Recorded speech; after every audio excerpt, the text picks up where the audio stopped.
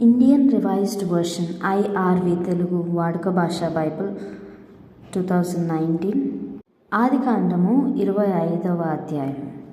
అబ్రహాము మళ్ళీ ఇంకో స్త్రీని పెళ్లి చేసుకున్నాడు. ఆమె పేరు కెతూరా. ఆమె ద్వారా అతనికి జిమ్రాను, యోక్షాను, మేదాను, మిద్యాను, షిష్బాకు, షువాహు అనే వాళ్ళు పుట్టారు. యోక్షాను షేబా, దేదానులకు జన్మనిచ్చాడు.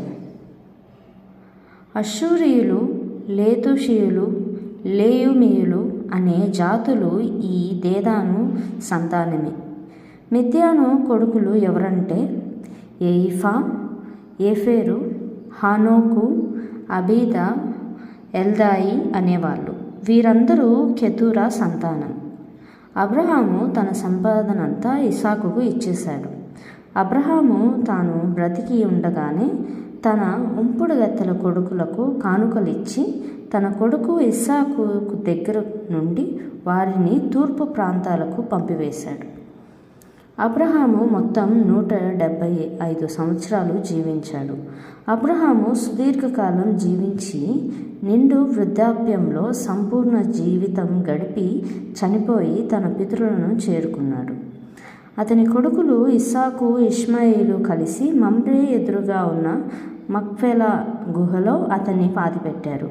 అది హిత్తీయుడైన సోహారు కుమారుడు ఎఫ్రోనుకు చెందిన పొలంలో ఉంది. అబ్రహాము హేతు వారసుల దగ్గర కొన్న ఈ పొలంలోనే అబ్రహామును అతని భార్య శారాను పాతిపెట్టారు. అబ్రహాము చనిపోయిన తర్వాత దేవుడు అతని కొడుకు ఇస్సాకును ఆశీర్వదించాడు.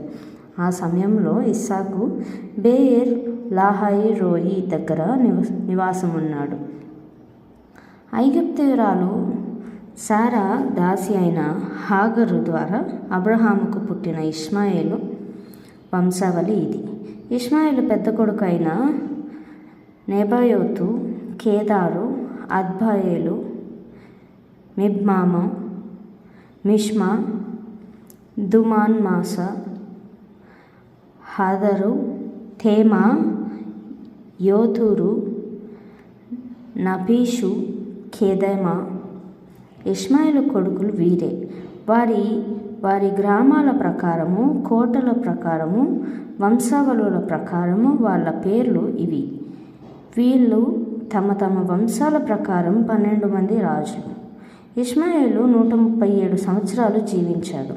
ఆ తర్వాత అతడు ప్రాణం విడిచాడు. తన